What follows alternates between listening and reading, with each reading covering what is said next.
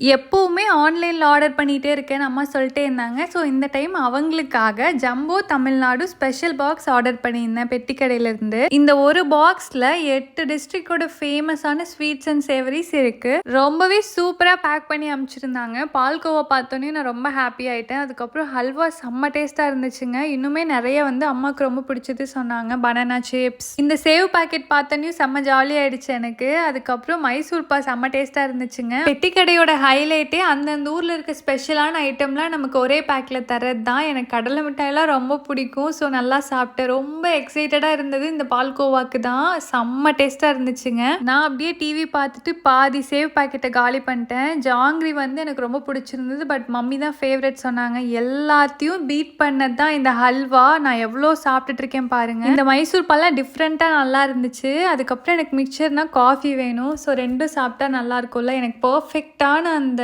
Taste வராது coffee. So இந்த ready mix use பண்ணேன். சூப்பராக வந்துச்சு.